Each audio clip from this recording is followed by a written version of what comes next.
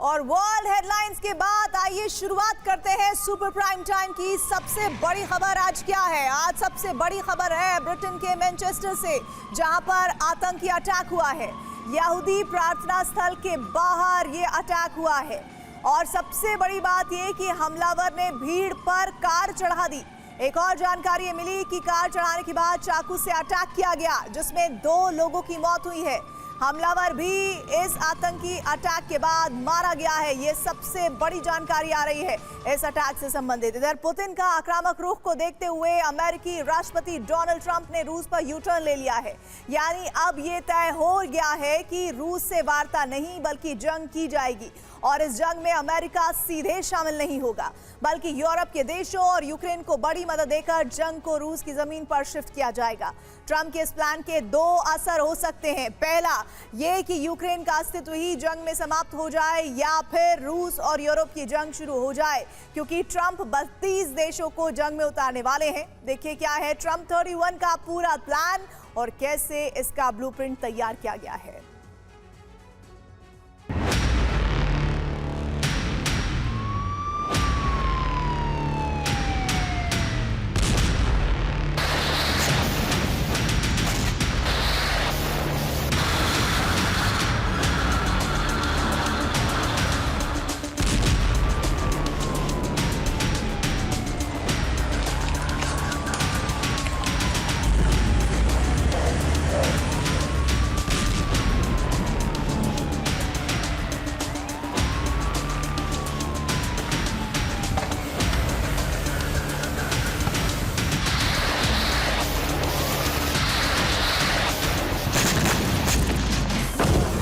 रूस यूक्रेन युद्ध में अब ट्रंप ने पुतिन के खिलाफ आर पार की तैयारी कर ली है।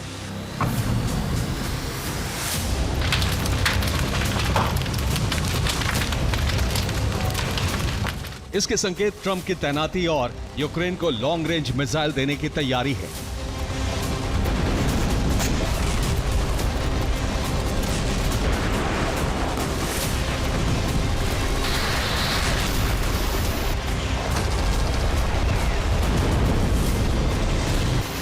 यूक्रेन पर हमलों का परिणाम नेटो के 31 देशों से पुतिन का संग्राम हो सकता है और इसके प्रायोजक खुद ट्रंप बनने वाले हैं। यूक्रेन को रूस पर लॉन्ग रेंज हमलों की छूट दे दी गई है। इसके साथ ही यूक्रेन को $90 बिलियन के हथियार दिए जा रहे हैं। यूरोप के देश अमेरिकी हथियार कंपनियों से डिफेंस डील कर रहे हैं। यूरोप के कई देश अपनी सेना को युद्ध के लिए तैयार रहने के आदेश दे चुके हैं।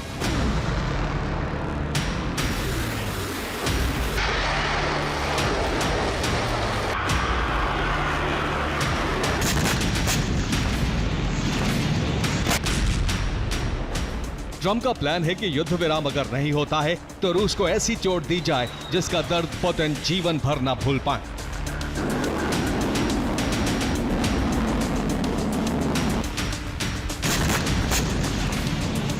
इसीलिए 30 सितंबर को वर्जीनिया में बैठक बुलाई गई।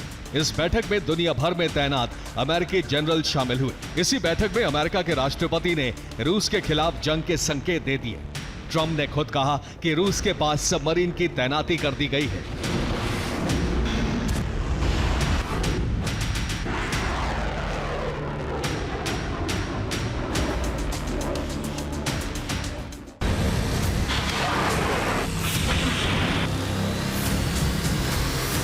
माना जा रहा है कि अमेरिका ने बेरिंग सागर और कारा सागर की ओर से रूस के करीब सबमरीन भेजी हैं, क्योंकि ट्रंप ने खुद दावा किया है कि 2 सबमरीन तैनात हो चुकी हैं। ट्रंप का दावा है कि रूस के नजदीक सबमरीन गश्त लगा रही हैं। हमेशा की तरह इन सबमरीन के लोकेशन गोपनीय रखी गई है। इसीलिए ट्रंप ने कहा है कि रूस अमेरिकी सबमरीन्स को नहीं ढूंढ पा रहा है। इन अमेरिकी सबमरीन पर एटमी मिसाइलें तैनात होने का दावा भी है।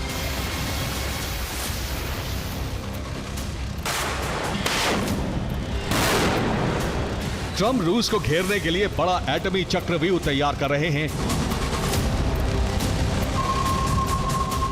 ट्रंप जल्द से जल्द गाजा युद्ध विराम लागू कराना चाहते हैं। गाजा युद्ध विराम होते ही ट्रंप के निर्देश पर नेटो के 31 देश रूस की घेराबंदी बढ़ा सकते हैं। युद्ध में 32वां देश यूक्रेन भी शामिल होगा। यूक्रेन को भविष्य के युद्ध के लिए बड़ी मदद दी जा रही है। अमेरिका इस युद्ध में सीधे शामिल नहीं होगा।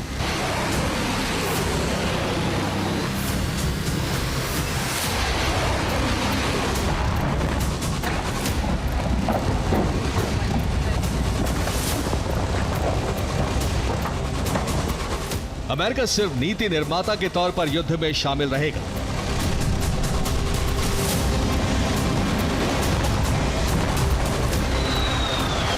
अमेरिका के संकेत पर ही रूस की फ्रीज की गई संपत्तियों से यूक्रेन को $1 बिलियन की मदद मिलनी शुरू हो चुकी है।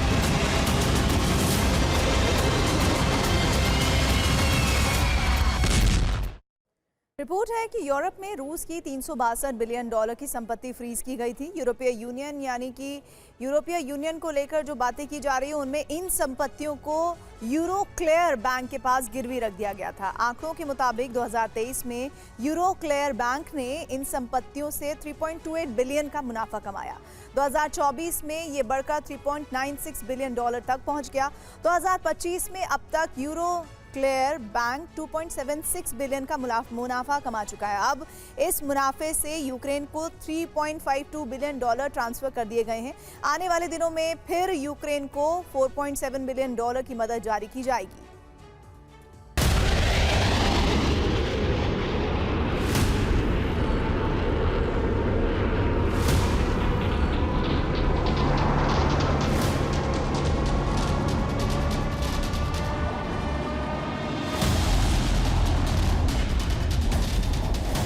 यूक्रेन इस मदद के जरिए अपने देश में हथियार प्रोडक्शन बढ़ाएगा। खासतौर पर छोटे और कामिकाज़े ड्रोन का प्रोडक्शन बढ़ाया जाएगा।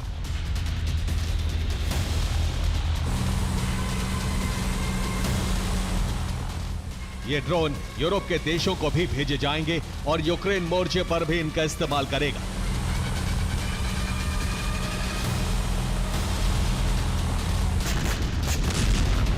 क्योंकि बीते 100 घंटे में रूस ने यूक्रेन पर ताबड़तोड़ हमले किए हैं। अब ट्रंप के प्लान की भनक लगते ही रूस ने यूक्रेन में अपने लक्ष्य पूरे करने के लिए हमले तेज कर दिए हैं।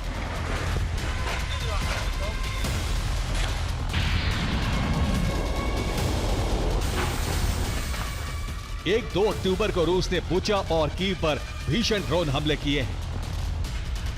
इसके साथ ही ओडेसा में रूसी ड्रोन से कई धमाके होने की रिपोर्ट है।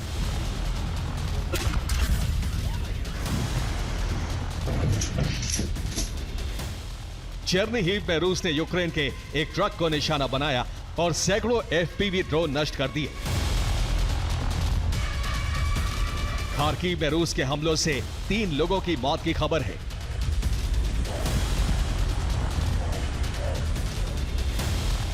डीप्रो में रूस के हमलों से बड़े इलाके की बिजली सप्लाई ठप हो गई। रूस ने ऑपरेशन को जल्द पूरा करने के लिए पहली बार यूक्रेन के मोर्चे पर अपने most advanced fighter jet Su-57 उतार दिए हैं।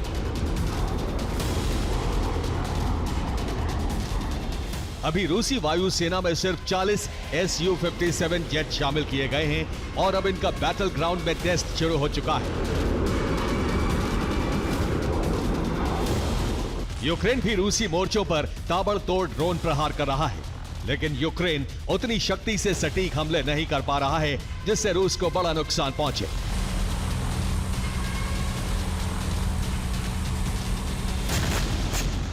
इसीलिए यूक्रेनी वायुसेना को नए जेट देने का ऐलान किया गया है। और इतना ही नहीं, अब रूस पर लॉन्ग रेंज हमलों के लिए अमेरिका सीधे यूक्रेन को इंटेलिजेंस मदद देने वाला है।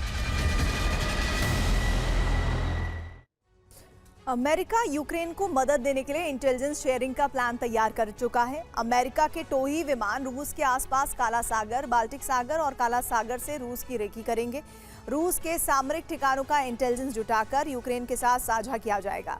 इससे यूक्रेन को रूस पर डीप स्ट्राइक करने में मदद मिलेगी। सटीक इंटेलिजेंस मिलने के बाद रूस पर लॉन्ग रेंज हमले किए जाएंगे।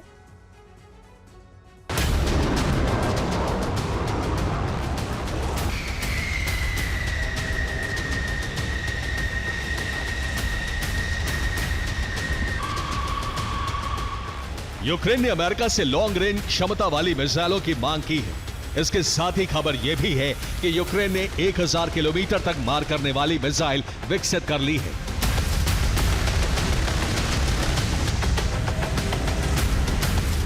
दावा है कि नेपच्यून मिसाइल का अपग्रेडेड वर्जन तैयार हो चुका है और यह मॉस्को तक हमले कर सकती है। हालांकि माना यह जा रहा है कि यूरोपीय देशों से तकनीक मिलने के बाद नेपच्यून मिसाइल को कीव ने अपग्रेड किया है और अब ट्रंप के इशारे पर हमले शुरू होने वाले हैं।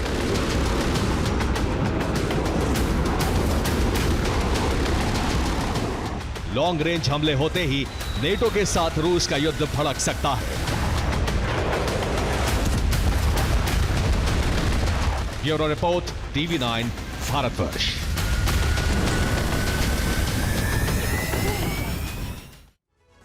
बड़ी खबर आ रही है, डोनेस्क में यूक्रेनी सेना का पलटवार हुआ है। रूसी सैन्य मोर्चे पर ड्रोन से अटैक हुआ है। रूसी सेना मोर्चा छोड़ने पर मजबूर हो गई है।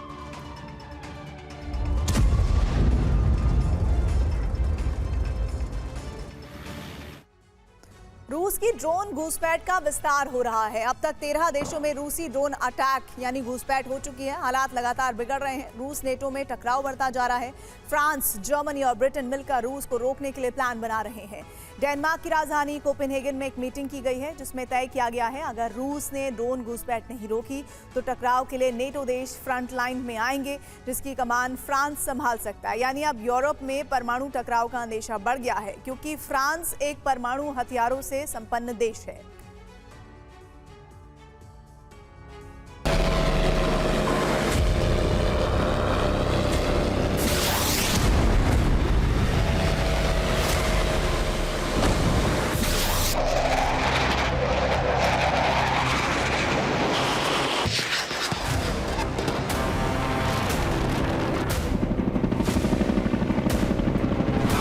ड्रोन पहुंचा, सायरन बजने लगा।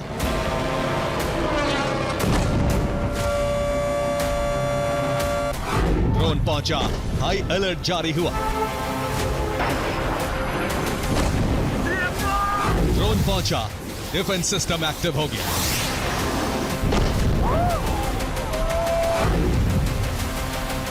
ये ठीक वही पैटर्न है जिसका अंदाजा रूस को था, लेकिन वो रियल टाइम ट्रैकिंग के जरिए नेटो देशों की सुरक्षा जांचना चाहता है।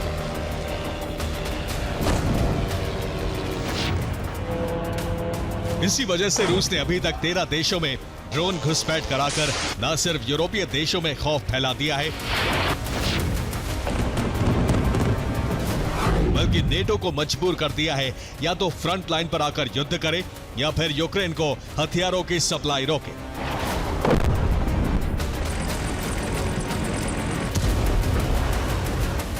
उत्तरी यूरोप के बाद पूर्वी यूरोपीय देशों में संदिग्ध ड्रोन पहुंचने से कोहराम मचा हुआ है। इमरजेंसी मीटिंग बुलाई गई।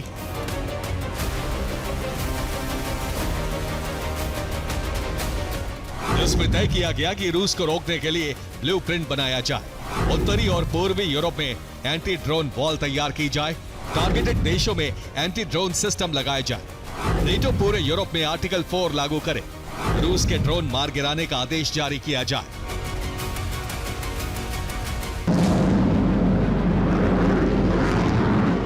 यानी अब नेटो तैयार हो चुका है कि वो रूस से मुकाबला करे।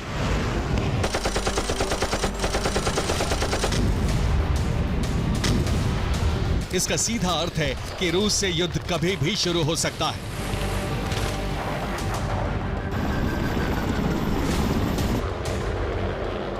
इसके लिए 5 देश फ्रंट लाइन पर आने को तैयार हैं, जो चाहते हैं कि रूस की ड्रोन घुसपैठ को तुरंत रोका जाए।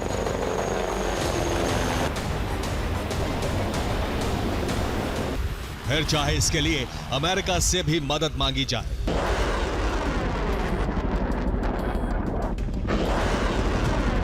फ्रांस न्यूक्लियर शील्ड बनाने जा रहा है। ब्रिटेन ने ड्रोन वॉल बनाने की वकालत की है। जर्मनी ने सभी देशों में एयर डिफेंस सिस्टम लगाने के लिए कहा है, जबकि डेनमार्क ने रूस पर प्रॉक्सी हमले के लिए कहा है। पोलैंड समंदर से रूस की घेराबंदी के लिए कह रहा है।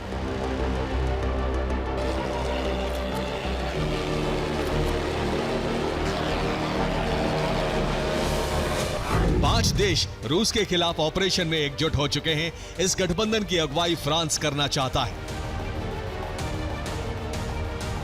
फ्रांस के चीफ ऑफ स्टाफ ने युद्ध की तैयारी के सैन्य आदेश दे दिए हैं, क्योंकि फ्रांस के पास वो सबूत हैं जिससे साबित हो रहा है कि रूस ने ही ड्रोन भेजे।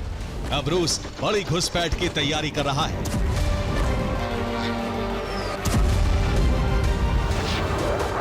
फ्रांस के फैसले से यूरोप में परमाणु युद्ध शुरू होने की आशंका है, क्योंकि रूस ने अपने परमाणु ठिकाने वॉर रेडी कर दिए हैं। दूसरी तरफ ड्रोन घुसपैठ बढ़ाकर यूरोपीय देशों को उकसाने की तैयारी है।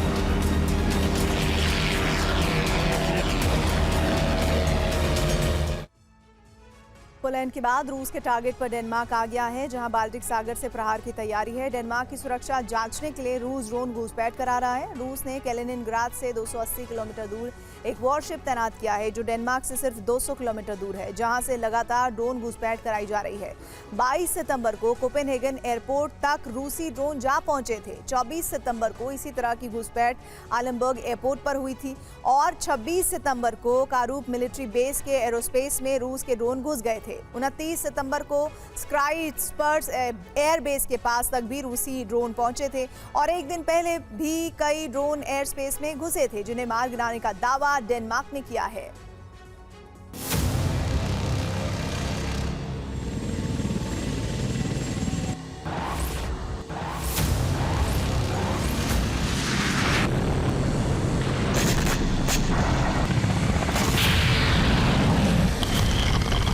जैसी परिस्थितियां यूरोप में बन रही हैं, उससे संकेत मिल रहा है कि अक्टूबर में नेटो रूस में महासंग्राम शुरू हो सकता है।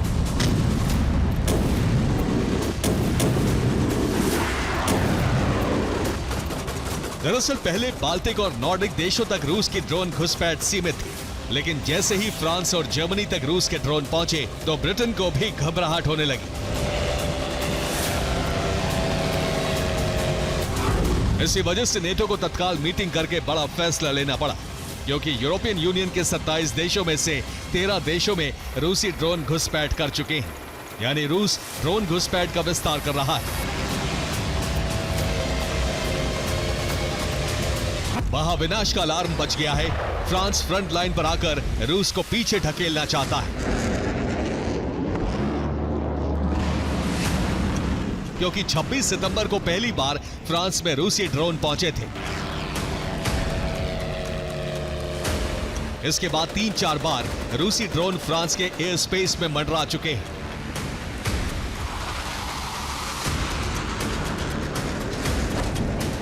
इस बार रूस से 1700 किलोमीटर दूर फ्रांस के मोरमेलन ग्रैंड मिलिट्री बेस तक रूसी ड्रोन पहुंचे। रूस से स्वाम और सेवलांस ड्रोन कैलिनिनग्राड बेस से पहुंचे थे। लगातार दूसरे दिन डेनमार्क के बाद फ्रांस में ड्रोन घुसपैठ हुई। उत्तरी यूरोप के बाद पश्चिमी यूरोप में खतरा बढ़ रहा है। पश्चिमी यूरोप के देश फ्रांस के एयर स्पेस में स्वाम ड्रोन जा घुसे, जो मिलिट्री बेस के एकदम पास तक पहुंचे। कमांड सेंटर पर ड्रोन हमले की कोशिश की। स्वाम के अलावा सर्विलांस ड्रोन भी था। मिलिट्री बेस पर हाई अलर्ट जारी किया गया। मिसाइल लॉन्चर से सर्विलांस ड्रोन मार गिराया गया। बाकी ड्रोन लौट गए या मार गिराए गए।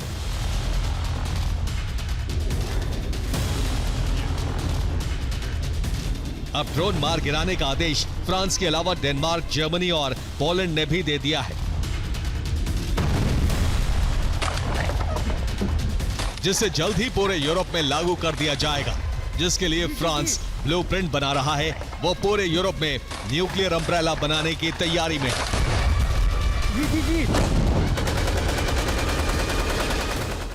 रूस के हमलों से बचने के लिए यूरोप ने न्यूक्लियर शील्ड बनाई है और इसके लिए फ्रांस ब्लूप्रिंट तैयार कर रहा है। फ्रांस रूस पर हमले के लिए कई देशों में न्यूक्लियर बेस बना रहा है, जिसमें फ्रांस से परमाणु बम, न्यूक्लियर मिसाइल और फाइटर जेट राफेल शिफ्ट किए जाएंगे। जर्मनी में जेट भेजे जाएंगे। जर्मनी के बाद फ्रांस से पोलैंड, रोमानिया, मोल्दोवा में भी न्यूक्लियर हथियार शिफ्ट किए जाएंगे और इन सब के अलावा फिनलैंड और बाल्टिक देश एस्टोनिया में न्यूक्लियर बेस बनाया जाएगा। इन देशों में शुरुआत में 40 राफेल जेट तैनात किए जाएंगे, जो हाइपरसोनिक से लैस होंगे। राफेल न्यूक्लियर हमला करने में सक्षम है और इसीलिए न्यूक्लियर बेस पर इसे लगाया जाएगा।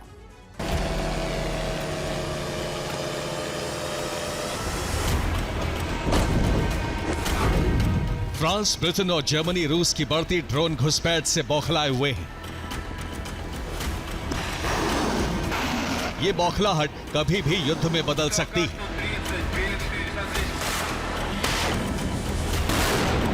खतरा इस बात का भी है कि कहीं एटमी घमासान न आरंभ हो जाए।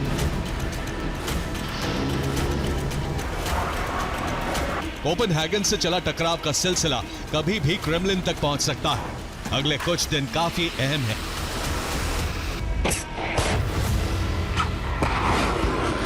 जिसमें रूस ने ड्रोन घुसपैठ बढ़ाई तो फ्रांस पलटवार कर सकता है, जबकि जर्मनी भी युद्ध की तैयारी कर रहा है।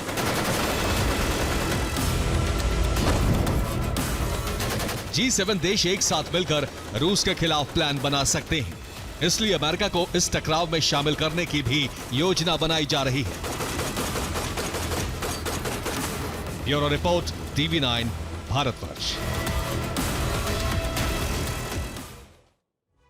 बड़ी खबर आ रही है। खेरसौन में यूक्रेन का हमला हुआ है। हमले में रूस के 2 वाहन नष्ट हुए हैं। रूसी सेना का बुलडोजर भी जल गया है।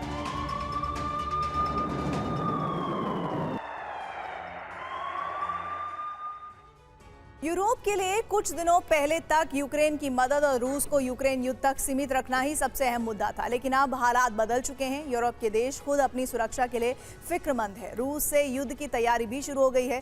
ये सब पोलैंड से शुरू हुए कई देशों में ड्रोन की घुसपैठ के बाद हुआ है। रूस ने अब तक इस पर खुलकर कुछ नहीं कहा, लेकिन एक्सपर्ट मान रहे हैं कि पुतिन या तो यूरोप को डराकर उनका ध्यान यूक्रेन से भटकाने की कोशिश में, या फिर यूरोप से आर पार की तैयारी शुरू हो चुकी है।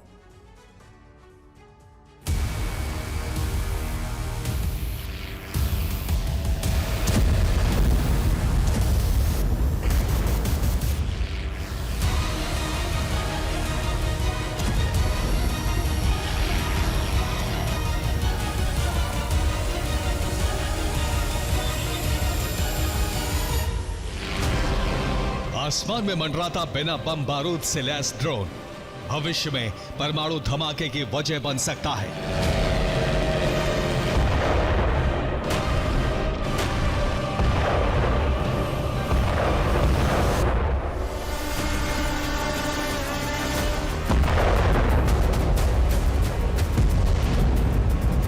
पिछले कुछ दिनों से ड्रोन सिर्फ रूस या यूक्रेन में धमाके की वजह नहीं बन रहा। इन दोनों देशों की सरहद से दूर पिछले कई दिनों से देखे जाने वाले ड्रोन एक ऐसी चिंगारी भड़का रहे हैं जिससे आधी दुनिया बारूदी आग से झुलस सकती है।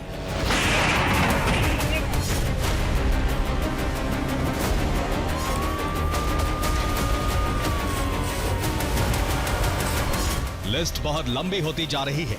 यूरोप के कई देश अज्ञात ड्रोन की घुसपैठ से सचेत हैं। रूस खामोश है, लेकिन यूरोप यही मान रहा है कि यह सब रूस के मिशन यूरोप का हिस्सा है। लेटेस्ट खबर यह है कि जर्मनी में फिर ड्रोन से रेकी की गई। नीदरलैंड्स में भी ड्रोन की घुसपैठ हुई। ड्रोन से जासूसी करवाने का शक है। ड्रोन की घुसपैठ के सिलसिले ने यूरोप को यकीन दिला दिया है कि एक बड़े युद्ध की शुरुआत होने वाली है। तैयारी फिलहाल ड्रोन को गिराने की चल रही है, लेकिन अब यूरोप के देश महाजंग की तैयारी में जुट चुके हैं।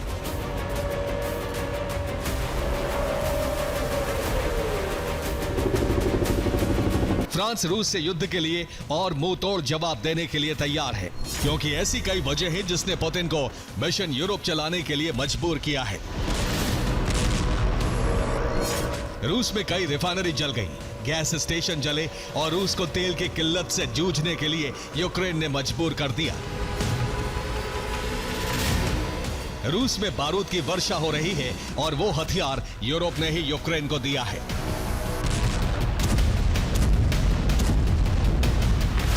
अब सवाल है कि क्या रूस यूरोप से इसका बदला नहीं लेगा? क्या इतने बड़े नुकसान पर पुतिन चुप रहेंगे? क्या यूरोप ही अब रूस का सबसे बड़ा दुश्मन नहीं है?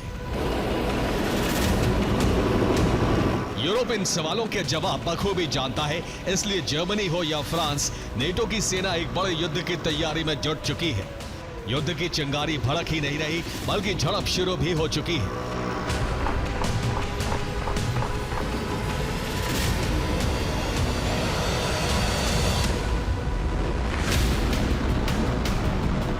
रिपोर्ट के मुताबिक जर्मनी के लिए ड्रोन घुसपैठ चिंता की बात इसलिए है क्योंकि ड्रोन संवेदनशील इलाकों के ऊपर से गुजरा।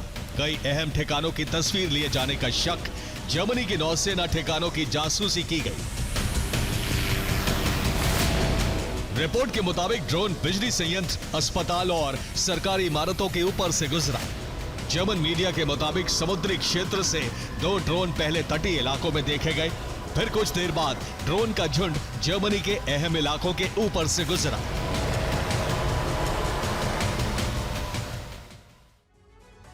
जर्मनी के अहम इलाकों की ड्रोन से रेकी की गई। रिपोर्ट के मुताबिक जर्मनी के स्लेस्विच होल्स्टाइन शहर के ऊपर ड्रोन देखा गया। जर्मनी के शहर में ड्रोन चक्कर लगातार रहा है और अज्ञात ड्रोन की उड़ान से हड़कंप मचा हुआ है, लेकिन कुछ देर बाद वो ड्रोन वापस भी लौट गया। लेकिन इन सब के अलावा कई अहम ठिकानों के ऊपर से ड्रोन गुजरे हैं और रिपोर्ट के मुताबिक जर्मनी में समुद्र की दिशा से ड्रोन आया और सबसे पहले तिसेनखोप शिपयार्ड के ऊपर ड्रोन देखा गया। ये शिपयार्ड जर्मनी का बेहद सुरक्षित इलाका है।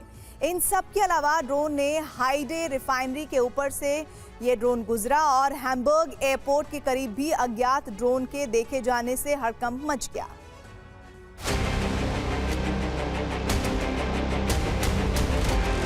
यही वजह है कि यूरोप रूस से युद्ध की तैयारी में जुट गया है। नेटो की ताकत बढ़ाने के लिए यूरोप के देश अब सुरक्षा पर अपना खर्च बढ़ाने जा रहे हैं।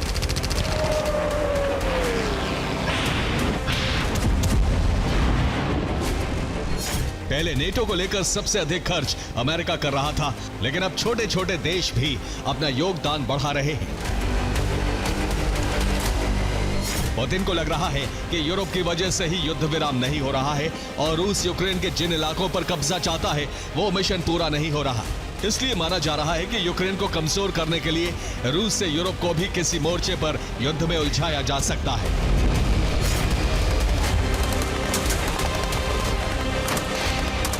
अब यूरोप एक ड्रोन दीवार बना रहा है जिसका मकसद रूसी हमलों को नाकाम करना है।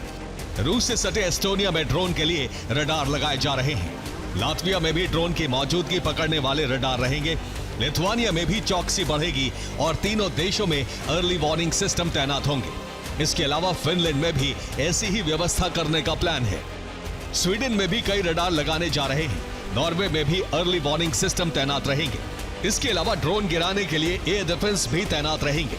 Estonia, Latvia, Lithuania, Finland, Sweden, Norway, हर जगह ऐसी मुस्तैदी होगी कि रूस के ड्रोन हमले को आगे न बढ़ने दिया जाए और यूरोप के तमाम देश सुरक्षित रहें।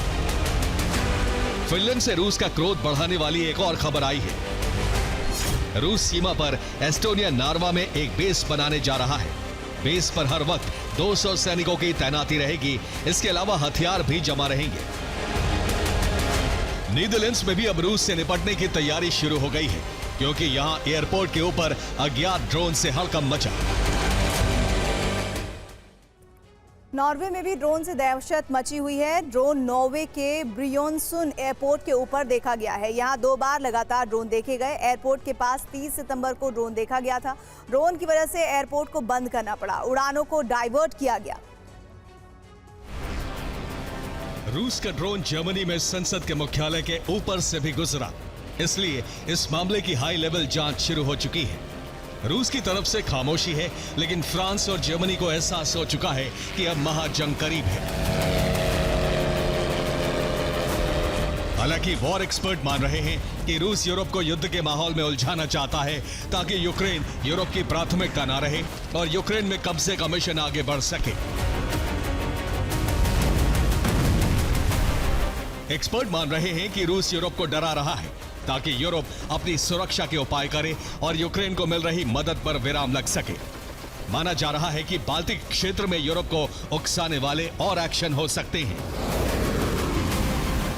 Bureau report, TV9 Bharatvarsh. Pokrovsk में यूक्रेनी जेट का हमला हुआ है। बड़ी जानकारी आ रही है, उस पे नीवका इलाके में भारी बमबारी की गई है। रूसी सेना के 7 मोर्चों पर यह अटैक हुआ है।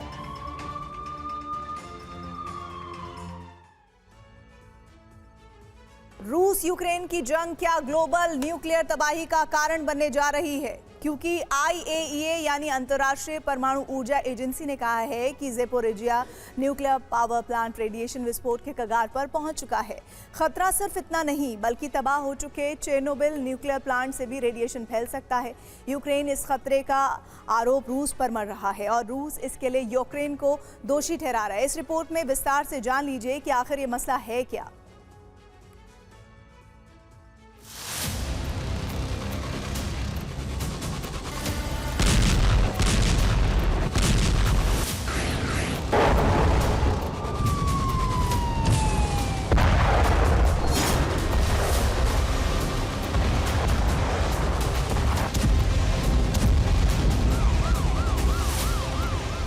धरती पर पहली बार ऐसा हो रहा है कि बीते 3 साल से कोई परमाणु रिएक्टर बारूद से घिरा हुआ है।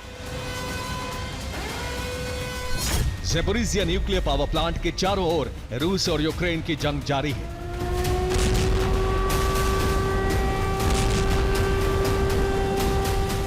प्लांट पर रूसी सेना का कब्जा है और यूक्रेन इस प्लांट पर अपना अधिकार चाहता है। अब IAEA की रिपोर्ट है कि ज़ेपोरिजिया न्यूक्लियर रिएक्टर रेडिएशन विस्फोट के कगार पर है। रिएक्टर के कूलिंग प्लांट की सप्लाई लाइन ठप पड़ी है। प्लांट के अंदर 3 बड़े डीजल पावर जनरेटर से कूलिंग प्लांट चल रहा है। अब सिर्फ 10 दिन का डीजल ही न्यूक्लियर प्लांट के अंदर बाकी है।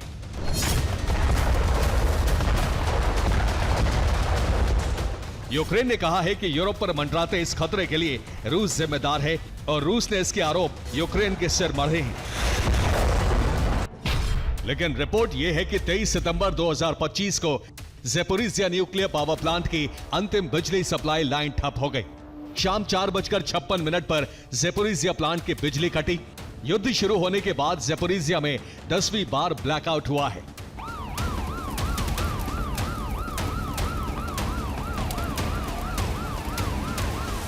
अब सवाल यह है कि अंतिम बिजली सप्लाई लाइन का क्या हुआ, उसका कनेक्शन कैसे कटा या फिर कैसे काटा गया।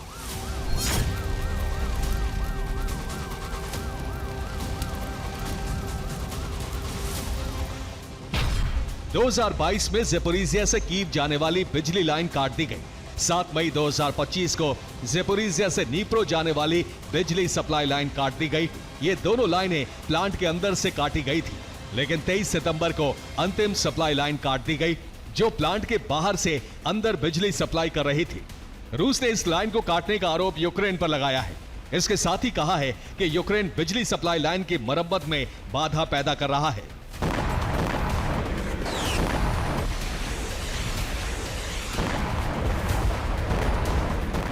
जबकि यूक्रेन ने कहा है कि रूस जानबूझकर झूठ बोल रहा है, वो रेडिएशन का खतरा पैदा करना चाहता है, क्योंकि यूक्रेन ने आरोप लगाया है कि रूस ने चेरनोबिल न्यूक्लियर प्लांट की बिजली सप्लाई भी काट दी है।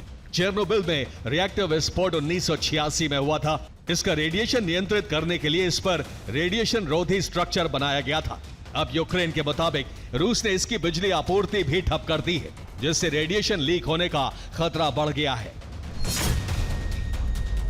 जबकि IAEA ने सिर्फ रूस को लेकर ही नहीं बल्कि यूक्रेन को लेकर भी गंभीर चिंता जताई है, क्योंकि IAEA ने कहा है कि यूक्रेन ज़ॉम्बी रिएक्टर्स की धरती बन चुका है। उसके कई परमाणु प्लांट में रिएक्टर्स की उम्र पूरी हो चुकी है। यूक्रेन में सोवियत दौर में 15 न्यूक्लियर रिएक्टर बनाए गए थे। इनमें से 12 न्यूक्लियर रिएक्टर्स को 2020 में बंद किया जाना था। इनमें ज़ेपोरिजिया के भी 5 न्यूक्लियर रिएक्टर थे, लेकिन यूक्रेन ने 7 न्यूक्लियर रिएक्टर अभी भी चालू रखे हैं और युद्ध का हवाला देते हुए इनका निरीक्षण भी रद्द कर दिया है।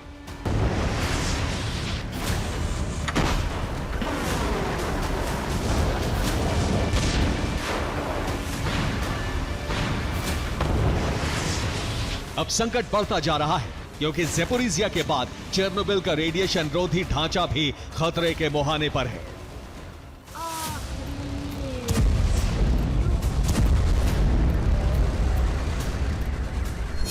बिजली सप्लाई ठप हो चुकी है और वो भी ऐसे वक्त में जब रूस के सामने ईंधन का संकट खड़ा हो गया है। रूस के सीमाई इलाकों में तेल की इतनी कमी है कि फ्यूल स्टेशन पर लंबी कतारें लगी हैं। लोग घंटों तक पेट्रोल डीजल के लिए इंतजार कर रहे हैं। क्रीमिया में प्रति व्यक्ति तेल का कोटा तय कर दिया गया है।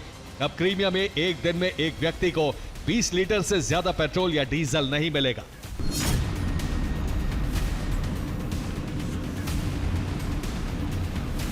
इसी तरह के हालात ब्रियांस्क, बेलगोरोद और रियाजान जैसे इलाकों में है। इसकी वजह है रूस पर बढ़ रहे यूक्रेन के ड्रोन हमले।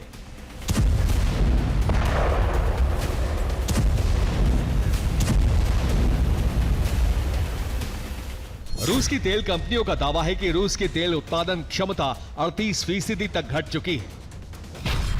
यूक्रेन ने 1 अक्टूबर को फिर रोस्टोव के ऑयल पंपिंग स्टेशन पर हमले किए।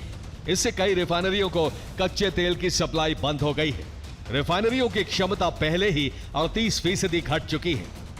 ऐसे में रूस के सामने कच्चे तेल और रिफाइन किए गए पेट्रोल और डीजल का संकट खड़ा हो गया है। रिपोर्ट है कि अगस्त और सितंबर के महीने में रूस के तेल ठिकानों पर यूक्रेन ने ताबड़तोड़ हमले किए हैं।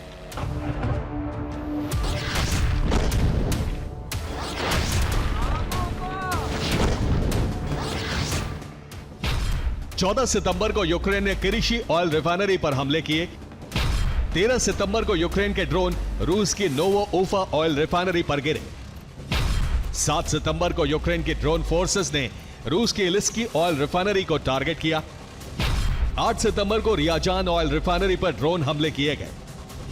28 अगस्त को यूक्रेन ने एक साथ 2 रिफाइनरियों सिजरान और क्रास्नोदर ऑयल रिफाइनरी पर ड्रोन हमले किए।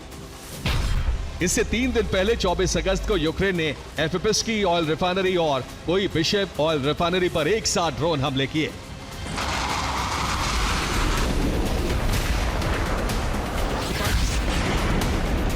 ऐसे में अगर Zaporizhzhia nuclear power plant diesel power generator तक तेल पहुंचने का संकट खड़ा होता है तो यूरोप में रेडिएशन का भवंडर फैल सकता है। Bureau report, TV9 Bharatvarsh. मध्य पूर्व में समीकरण लगातार बदल रहे हैं। कतर पर इजरायल के हमले बढ़े, टकराव को खत्म कराने में अमेरिका सफल होता दिख रहा।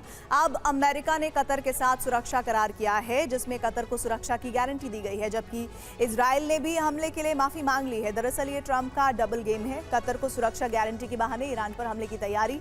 आखिर क्या है ट्रंप का प्लान, इस एक्सक्लूसिव रिपोर्ट में देखिए।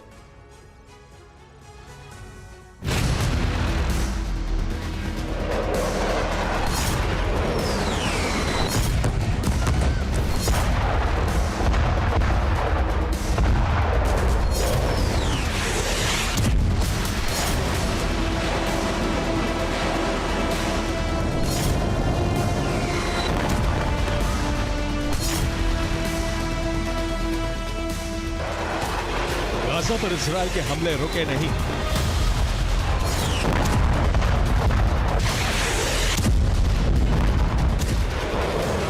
हूती ठिकानों पर भी हमले किए जा रहे हैं।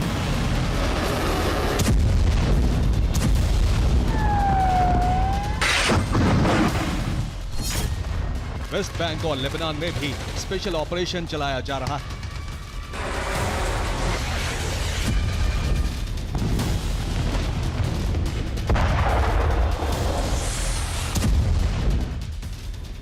हमास के खात्मे के लिए इजरायल प्रतिबद्ध है।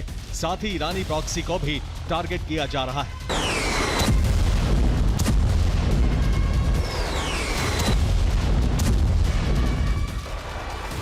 इस दौरान कतर में हमास ठिकानों पर पिछले महीने इजरायल ने एयर स्ट्राइक की थी, जिससे कतर बौखलाकर अमेरिका की शरण में जा पहुंचा।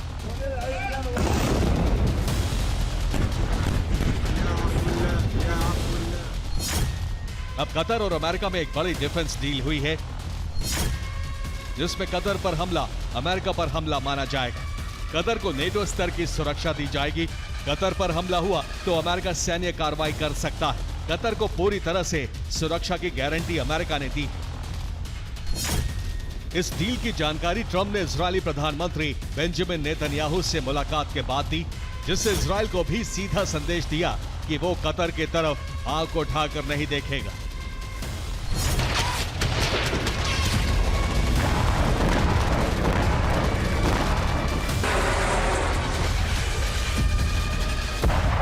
दोहा पर हमले के लिए इजरायल के प्रधानमंत्री बेंजामिन नेतन्याहू ने माफी भी मांगी।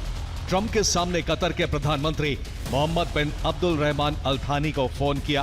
फोन कॉल व्हाइट हाउस से की गई थी। जिसके बाद कतर की सुरक्षा को लेकर एक एग्जीक्यूटिव ऑर्डर पर ट्रंप ने हस्ताक्षर किए, जिसमें बताया गया है कि अमेरिका किसी भी बाहरी हमले के विरुद्ध कतर की रक्षा और क्षेत्रीय अखंडता की गारंटी देता है। कतर पर किसी भी सशस्त्र हमले को अमेरिका शांति और सुरक्षा के लिए खतरा मानेगा। यानी अमेरिका सीधे युद्ध में उतर सकता है और अमेरिका साथ आया तो नेटो देश भी साथ आ सकते हैं।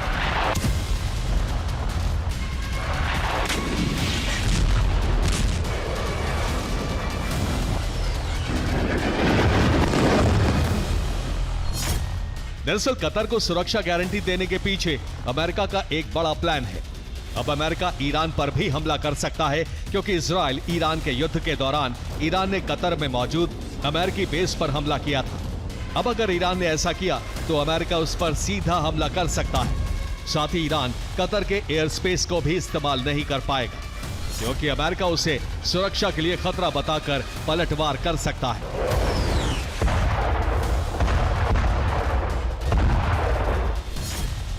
कतर डील से अमेरिका ने ईरान के लिए अरब में संकट पैदा कर दिया है।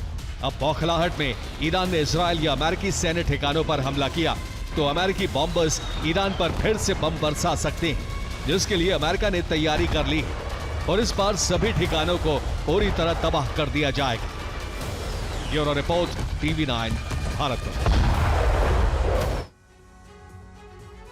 इजरायली नौसेना ने गाजा में सहायता पहुंचाने की कोशिश कर रही पर्यावरण कार्यकर्ता ग्रेटा थनबर्ग समेत कई एक्टिविस्ट को हिरासत में लिया है। ये सभी समुद्र फ्लोटिला पर सवार थे। इसमें नेल्सन मंडेला के नाती मंडेला भी थे। इजरायल ने गाजा की सीमा में घुस रहे जहाज समुद्र फ्लोटिला को रोक दिया और इसी जहाज में सवार लोगों को गिरफ्तार किया गया।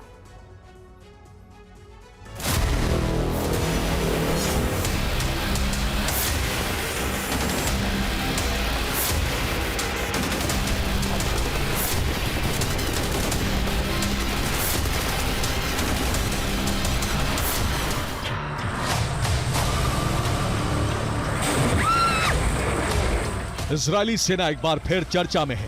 पहले ये तस्वीरें देखिए।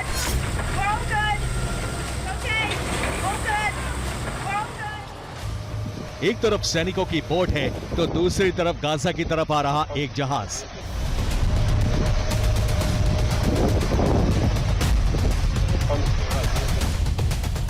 इजरायली सैनिक जहाज को रोकते हैं और फिर उसमें सवार सभी लोगों को हाथ ऊपर करने का आदेश दिया जाता है।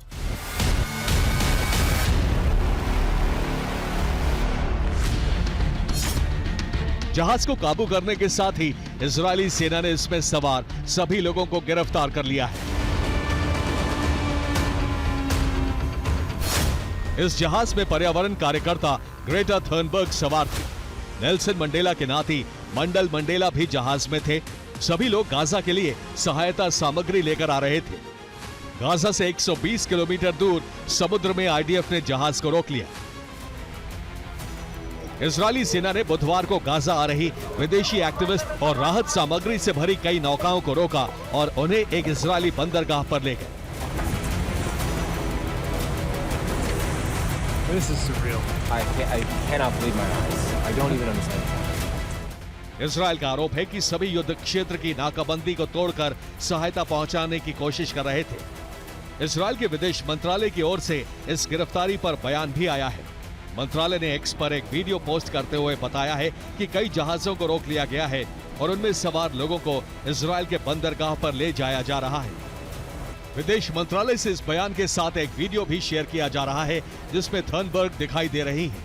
बयान में ये कहा गया है कि ग्रेटा और बाकी कार्यकर्ता सुरक्षित हैं। इन कार्यकर्ताओं ने गिरफ्तारी के बाद इजरायल की इस कार्रवाई को अवैध बताया है। दुनिया से इस एक्शन के खिलाफ लोगों से आवाज उठाने की अपील की गई है। दलील है कि गाजा में हथियार नहीं बल्कि लोगों के लिए राहत की सामग्री लाई जा रही थी, जिसे इजरायल ने रोक दिया। ग्लोबल समुद्र फ्लोटिला में 40 से ज्यादा नावें हैं, जिन पर ग्रेटा थर्नबर्ग समेत 500 सांसद, वकील और कार्यकर्ता सवार हैं। 20 इजरायली सैनिकों ने नाव को घेरा और कार्यकर्ताओं को गिरफ्तार किया। इसके विरोध में इटली में कई जगह विरोध प्रदर्शन भी हो रहे हैं।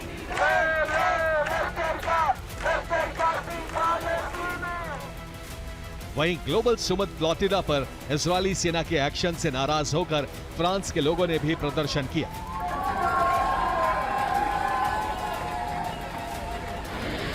फ्रांस हमेशा से इजरायल के साथ खड़ा रहा है, लेकिन पिछले 2 सालों में गाजा में नरसंहार के बाद वहां के लोग इजरायल के खिलाफ हो गए।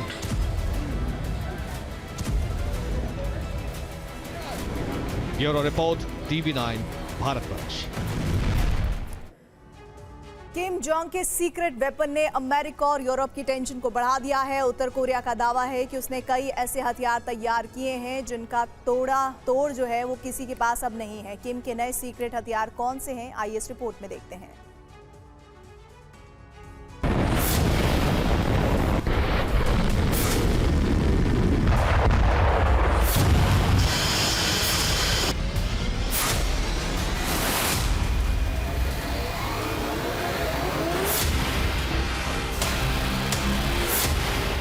उत्तर कोरिया के सुप्रीम लीडर अब तक अमेरिका और उसके मित्र राष्ट्रों को अपनी मिसाइलों का खौफ दिखाते थे।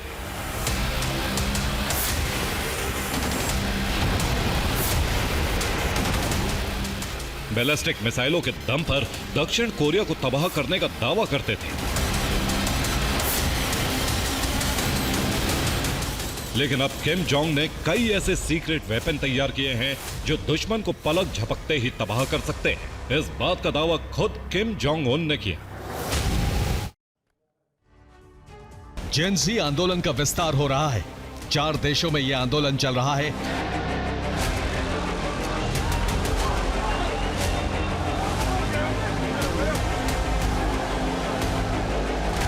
अब मोरक्को में भी जेन ज़ी सड़कों पर उतर आई है।